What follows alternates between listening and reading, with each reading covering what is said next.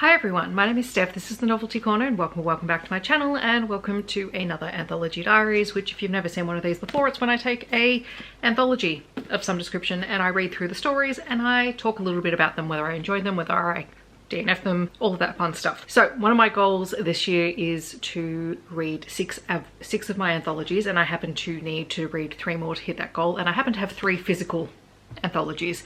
I have a number of digital ones, which I think in my head were the ones that I was planning on reading, but we've got to go through the physical ones. This is the Rare Melbourne 2025 Anthology Volume 1. I have a second one of these, so I guess we'll see if I get to it. So they put out 2 of these. They had a number of authors from the event. In this case, I think there's 16 stories in here. Yeah, 16 of these authors. So there's A.K. Rose, Amber Davis, Amy Aislin, Anne Grech, Anna Sparrows, Becca Seymour, Belle Harper, C.A. Phipps, Cala Riley, Colette Rhodes, Colette Rivera, Elise Faber, Elisha Kemp, Gemma Black, Hildred Billings, and Jane Blythe. Of this, I have 2 authors that I have read and enjoyed before. That would be Amy Aislin and Becca Seymour. Can't remember if I've tried Belle Harper.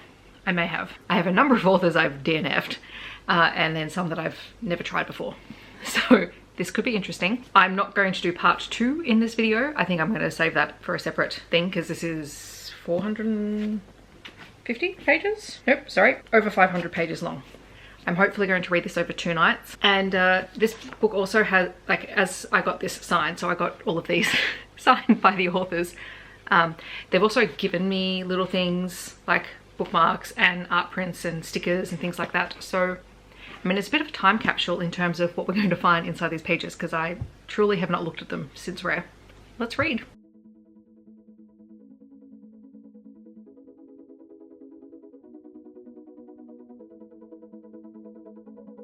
Alrighty, so story 1 is Already Mine by A.K. Rose. It is a prequel short story to the Blood Ties series by A.K. Rose, which is a dark romance. The entire short story is in Caleb's perspective. He is one of 3 brothers living with his dad. His mother has recently passed away and his father has just moved in his potential new girlfriend slash someone he might be helping, plus her daughter, into the house, and this entire book is Caleb stalking said daughter Blythe. Dark romance is not really my thing. Like, the writing was interesting enough to read, but just not my thing. So next up is Amber Davis's story.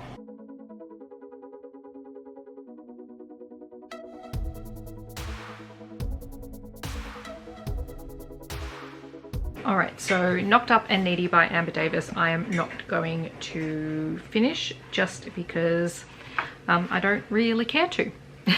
So it is about a very heavily pregnant Sienna and Archer, who I think is someone that she knew when she was growing up. There's just some language in here that I wasn't thrilled about. I thought we were past culturally appropriating the word harem to suit our needs, but apparently not. I'm going to pass and I'm going to read Amy Aislin's story because I feel like I am going to have a wonderful time with that, just because I always have a wonderful time with her writing.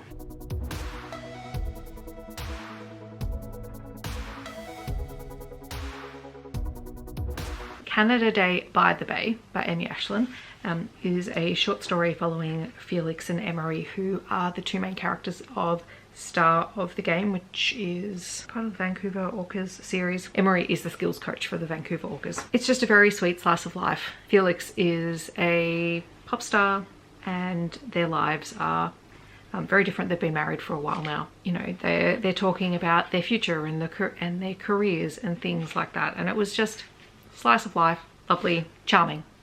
We like that. All right, so next up is Anne Grech's book.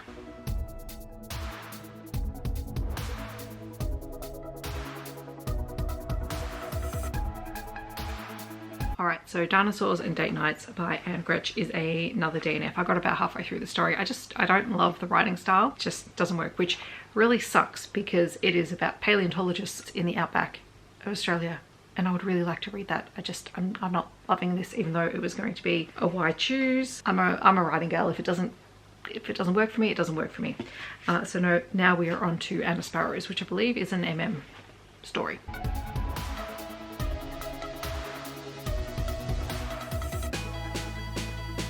In Like Flynn by Anna Sparrows, I really liked it. An MM short story. It is about Troy, who has guardianship of his 8-year-old brother after his mother and father have passed away over the past couple of years, and he's struggling under the weight of having become a parent and a guardian very suddenly, and he is a firefighter. He needs to go to work on a shift. His brother is sick, and the babysitter and babysitting service won't come out if a child is sick, and so he ends up asking his dad's best friend, who is 40, I think Troy is 27 and Flynn is 40, and asks him to come over and help look after Bray, because Flynn has previously said he's happy to help out anytime. Both Troy and Flynn have in recent years, in the last couple of years, become interested in one another, and there's some sage advice from the 8-year-old on this relationship,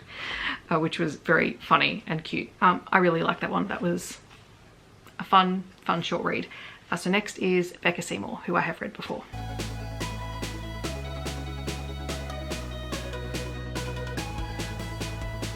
Alright, so Homestretch by Becca Seymour is an MM short story. It is about Tim and Jack. So Tim is a professional baseball player.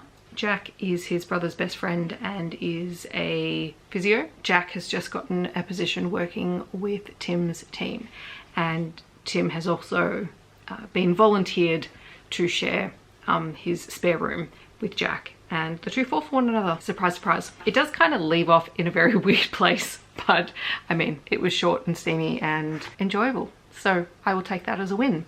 Next up is Belle Harper.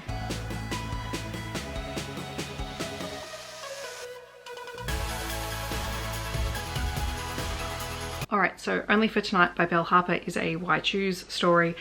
Yes, the notes at the start do also use reverse harem, which at least it wasn't in the text. That is my one concession for that. It is Why Choose. Like, can we just move on? Also, reverse is not a trope. Anyone. Reverse trope is not a thing. It is a trope. It doesn't apply to gender. The tropes are not gender specific. Thus ends the rant. Anyway, this book is about Rebecca, who is at a book convention. She's just broken up with her boyfriend, and while she is drinking her sorrows away at the bar, she ends up meeting 3 very, very handsome men. One of them is a tradie, one of them is an audiobook narrator, and the other is a romance book cover model. And they end up having a one-night stand in the hotel. We have an epilogue 6 months later, and they're all together and they're working out plans for their happily ever after. A short, very steamy time, and enjoyable. It also felt like a complete story as well, which is always helpful. So next up is C.A. Phipps's story.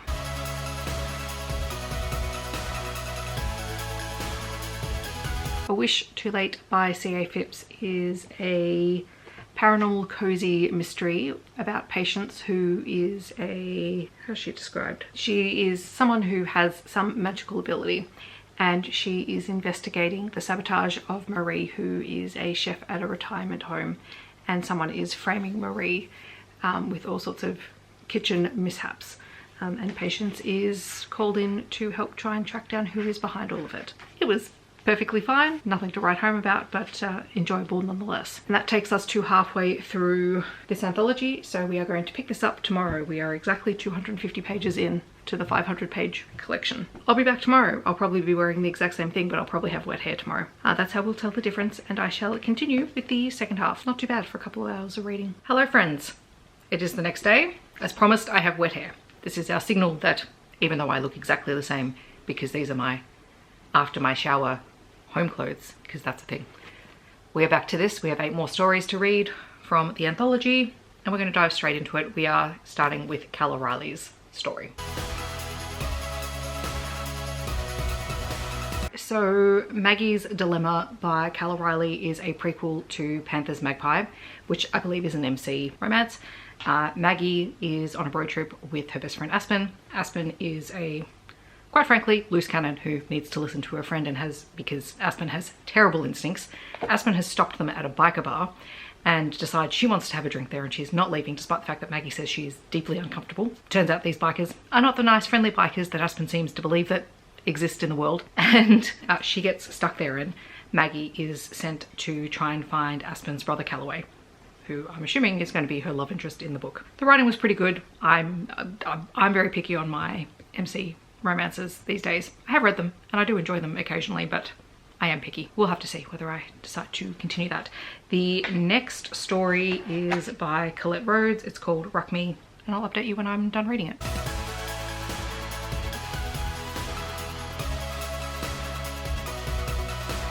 So Ruck Me by Colette Rhodes is an Omegaverse short story-ish. We have Lainey, who is an American traveling to Aotearoa or New Zealand for work. And while she's on the plane, she meets an alpha who is kind of terrified of flying. She is a beta, and they hit it off, and he gives her a ride into town because there's not many cabs in Dunedin. And because she's by herself, he leaves her his number. But then later on, she finds out that he's in a pack, but then she ends up going for dinner at the local pub where she meets Oscar, who happens to be part of Grayson's pack. Neither of them know that they know Lane. And they hit it off and they go back to her apartment, and she starts going into heat and turns out she's an Omega. But that's where it ends. And he's leaving. Very odd, and I can't find a connection to another story yet, but I haven't done a full amount of digging. I really like the writing style, and I would read another Omegaverse story by Colette Rhodes. Also, love a New Zealand author. That's just a thing. So next is Colette Rivera's story, which is I Think I Found a Vampire.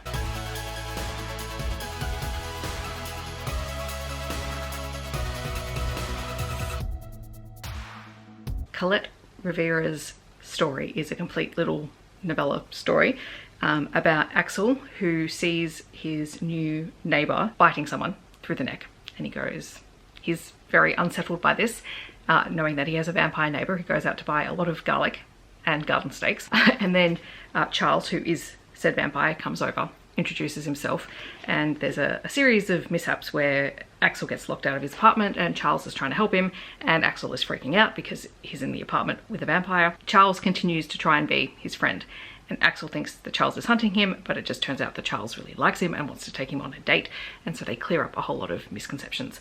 The one thing I will say about it, and granted it is very short, is that Axel is very anxious and doesn't want Charles to bite him, and Charles has said multiple times he doesn't need to bite him, that's not a thing that has to happen. But they go from Axel doesn't want it to Axel does want it very quickly, like in this, very quickly. But you know, that is a very minor thing in the grand scheme of things. So we are up to Elise Faber's story. So I'll be back. So I'm not going to continue Merry Matchmaker by Elise Faber. I don't love the way that the MMC is talking to our female protagonist. So basically the whole entire premise of this is that Kit, who is an NHL player, has hired the services of a matchmaker for a family event. Turns out that the woman who has been matched with him is his ex-girlfriend. And while I don't love her either, I don't like the way she's spoken to at the start of this book. I don't care if you were formerly partners and it ended badly. You can still be polite and civil, especially since you're demanding that she still comes with you, because she could have walked away and something else could have been organised. Not her fault. So we are going to move on to Elisha Kemp's story, which is an unexpected gift from the Minas, Crete. Historical romance, polyamorous, short story set in the dying god's world. Let's try it.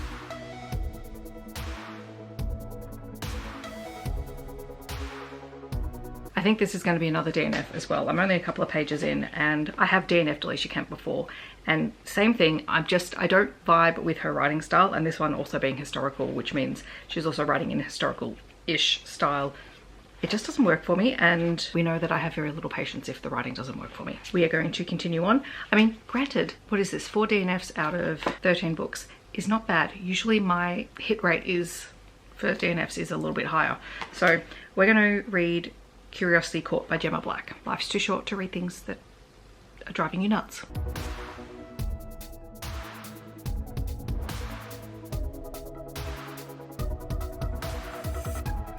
Alright, Curiosity Caught by Gemma Black is a why choose paranormal. Paranormal elements are really slight. I couldn't even tell you what kind of paranormal beings 2 out of the 3 characters are. Our female character, Elisha, is some kind of mage. She has been caught accidentally watching her best work friend, Austin, blowing his partner at their workplace, and getting off to it. And Levi is holding it over her until she realizes that a couple of days later she has to go to dinner with them, and she kind of has to face the consequences of her actions, and they all end up in a polyamorous relationship at the end of it, which is fun. I can't remember if I have tried Gemma Black before. I would definitely try a full-length novel. Like, I like the writing style, and I do like that this little novella was a complete story. So next up is Hildred Billings' The House Sub, which is a sapphic romance.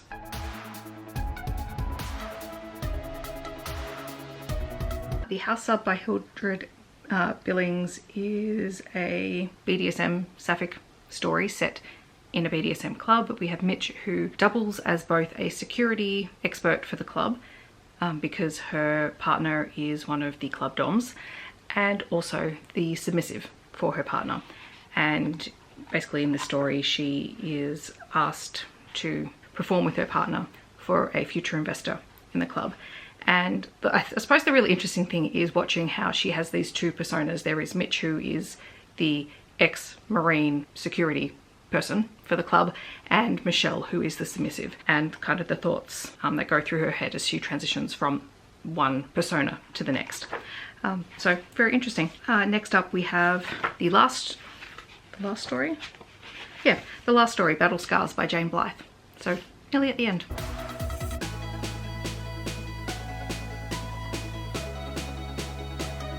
Alright, so Battle Scars by Jane Blythe is a prequel to Vicious Scars, which is Prey Security Bravo Team 1 and is Axe and Beth's story. So we open up and Beth is just over 18.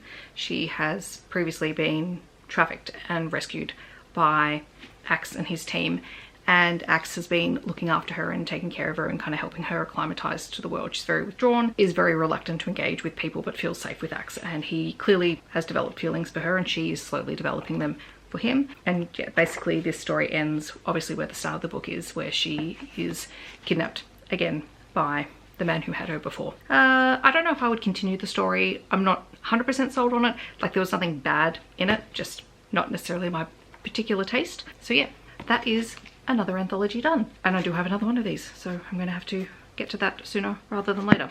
From here, obviously I liked Amy Ashland's story. Of the new to me authors, I would try another Gemma Black. I would try Colette Rivera. I did like the vampire story. So a few people that I would probably go back and try at some point, but for now, a 500-page anthology done. That is what we call success around here. So hopefully I will get this video up fairly soon so that we can continue on with our journey of reading anthologies. In the comments, I'd love to know, have you read any of these authors? Are there any other stories that you would recommend? If you just want to let me know that you're here but you don't want to leave a comment, feel free to leave a book stack emoji. Otherwise, I hope that wherever you are in the world, you're staying safe and healthy, and I'll see you in my next video. Thanks so much for watching. Bye everyone.